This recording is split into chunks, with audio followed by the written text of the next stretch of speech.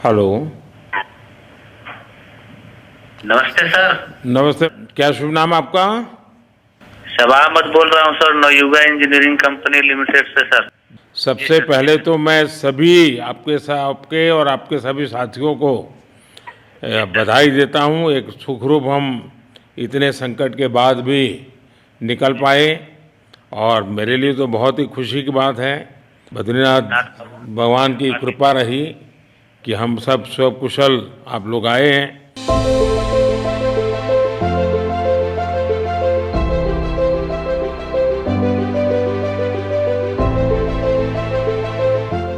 नमस्कार, आप देख रहे हैं श्रेष्ठ भारत और आपके साथ मैं हूं संजीव चौहान। कुछ लोगों से आपको मिलवाने जा रहे हैं। ये वो लोग हैं जो पिछले 16 दिनों से उत्तरकाशी की सिलक्यारा टनल में जिंदगी और मौत की जंग लड़ रहे थे और मौत को मात देकर सुरक्षित बाहर निकले।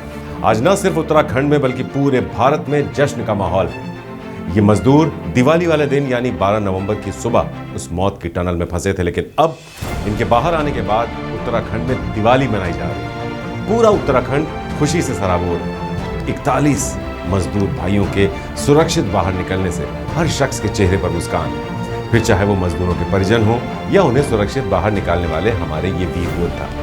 उत्तराखंड के मुख्यमंत्री पुष्कर सिंह धामी हो या देश के प्रधानमंत्री मोदी, आज हर शख्स का चेहरा खेल उठा है। टनल से सुरक्षित बाहर निकलने वाले मजदूरों का जोश दोगुना हो गया जब उन्होंने बाहर निकलते ही सीएम धामी को बाहें पसार कर बेसब्री से इंतजार करते पाया।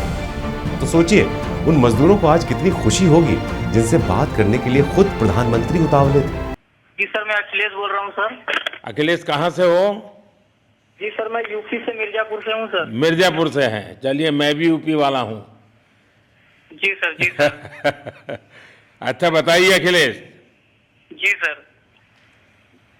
आपको क्या कहना है, बताइए।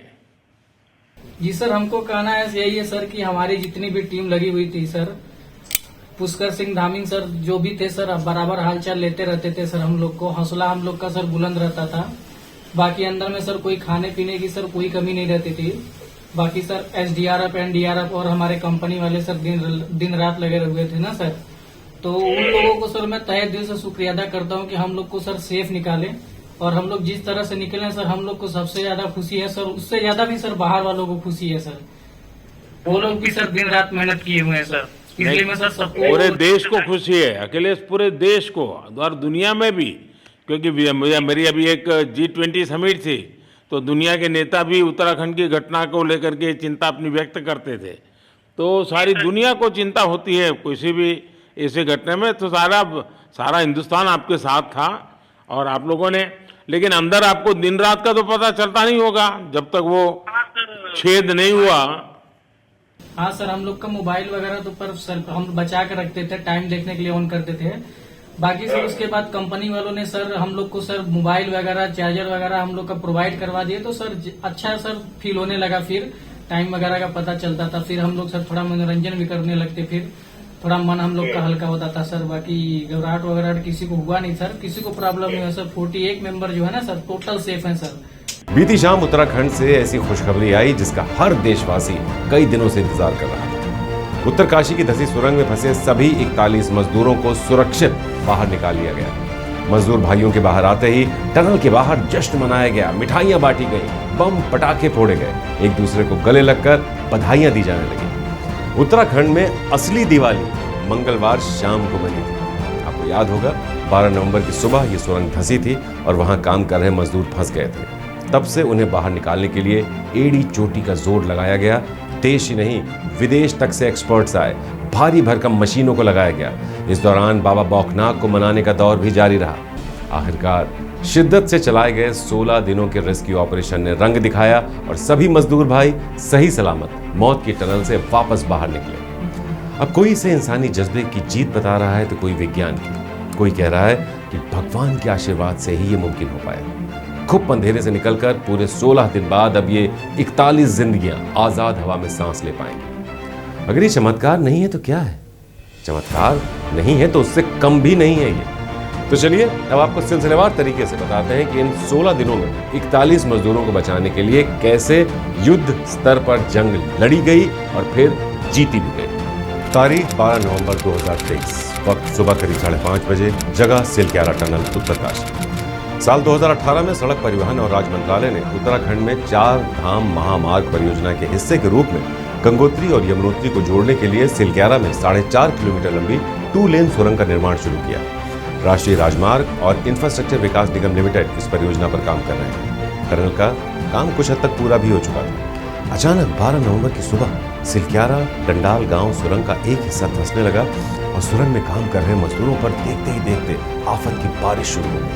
सुरंग का मलबा 60 मीटर तक फैल गया, बाहर का रास्ता बंद हो गया। 41 मजदूर सुरंग में कैद हो गए थे।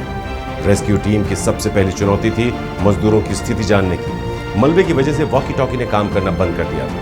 तब उत्तरकाशी जिला प्रशासन ने डिजास्टर मैनेजमेंट अथॉरिटी और स्टेट डिजास्टर रिस्पांस फोर्स की टीम को लगा दिया। बिना वक्त गंवाए रेस्क्यू ऑपरेशन की शुरुआत हो चुकी थी।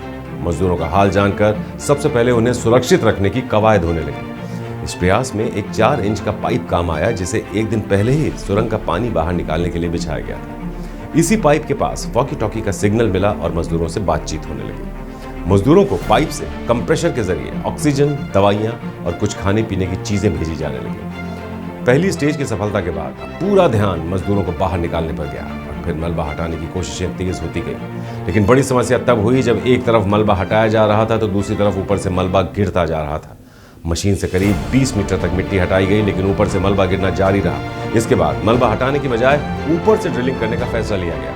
ड्रिलिंग के जरिए 900 mm के मोटे पाइप मजदूरों तक पहुंचाने थे। काम शुरू भी हुआ, लेकिन रफ्तार बहुत धीमी रही। तब C-30 हाइकुलिस विमान से 25 टन वजनी अमेरिकी ऑगर मशीन दिल्ली से लाई गई।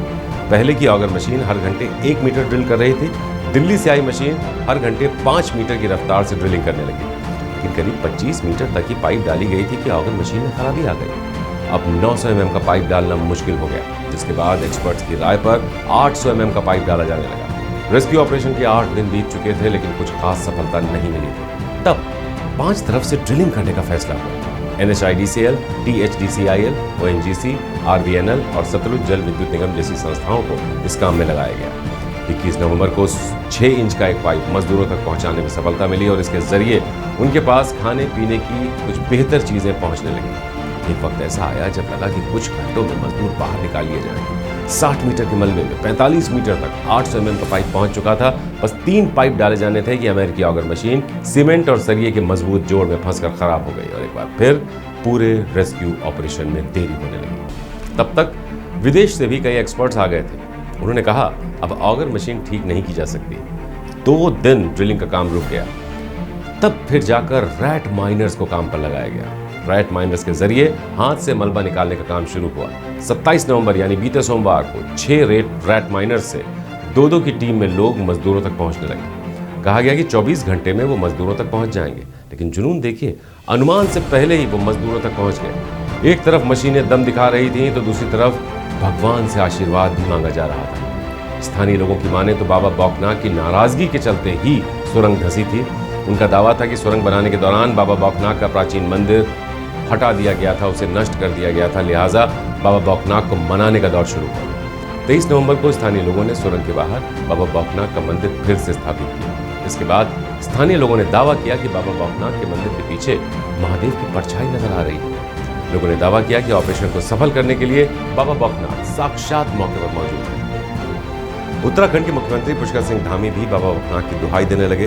उधर विदेशी एक्सपर्ट्स अर्नोल्ड डिक्स ने भी बाबा बौखनाक के मंदिर पर पहुंचकर पुजारी से पूजा करवाई। आखिरकार 16वें दिन विज्ञान की ताकत, इंसान की मेहनत और भगवान के आशीर्वाद ने 41 मजदूरों की जान बचाई। सभी एजेंसियां लगी हुई थी, वहीं पीएमओ के भी सभी अधिकारी अपने अपने तरीके से इस पूरे अभियान को अपना सहयोग प्रदान कर रहे थे, योगदान प्रदान कर रहे थे। आगे आने वाले समय में हम ये जो जितने भी हमारे इस प्रकार के टनल उत्तराखंड के अंदर चल रहे हैं, उन सभी की समीक्षा भी करेंगे। और वैसे तो भारत सरकार ने इसमें सेफ्टी ऑडिट कर दिया है, जिससे आगे निकट भविष्य में हमको इस प्रकार की किसी परेशानियों का सामना न करना पड़े। मैं सभी श्रमिक भाइयों को उनके उज्जवल भविष्य के लिए, उज्जवल जीवन के लिए मैं उनको सबको शुभकामनाएं देता हूं। उनके परिजनों को भी, उनको भी शुभकामनाएं देता हूं। मैं उत्तराखंड की जो पहाड़ प्रॉब्लम होती है उसमें फंसा था। हमें वहाँ पे सिर्फ 24 घंटे ही दिक्कत हुई, जिसमें कि खाने को, हवा। उसके बाद हमारी कंपनी ने मेरे को पाइप के द्वारा खाने के लिए काजू, किशमिश, मूढ़ी जो भी हुआ वो भेजे। और मेहनत करने के बाद 10 दिन के बाद हमें फिर दाल, चावल, रोटी की खाने का मिला। मुझे तो कंपनी से कोई दिक्कत नहीं है, मेरे को वहाँ पे कुछ उतना खास दिक्कत तो नहीं हुई, लेकिन वही है कि जरा दिक्कत हुई 24 घंटे के लिए। और क्या बताऊँ मैं, अगर मैं स्वस्थ हूँ, कोई दिक्कत नहीं है। मेरा फोटो पास में ही है, मैं बिल्कुल सही हूँ। आप लोग से दुआ है, आपकी मेहनत है, केंद्र सरकार, राज्य सरकार की, जिससे मैं निकल पाया आज आप लोग के सामने हूँ। नहीं तो अंदर क्या होती है तो मैं ही जानता था, और वहाँ जो कैविटी होती थी उससे हमारे 2 दिन। ये तो सच है कि बुनियादी ढांचे के विकास में कई बार इंसान को प्रकृति के रौद्र रूप का सामना करना पड़ता है।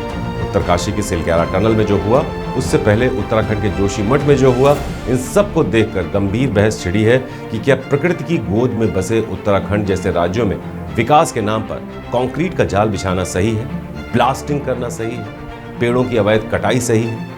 इस बहस के कई पहलू हैं। सच ये है कि मानव सभ्यता की जो गाथा है वो विकास की कड़ियों में ही बंधी हुई है। विकास की कड़ियों से ही ये गाथा आगे चलती है।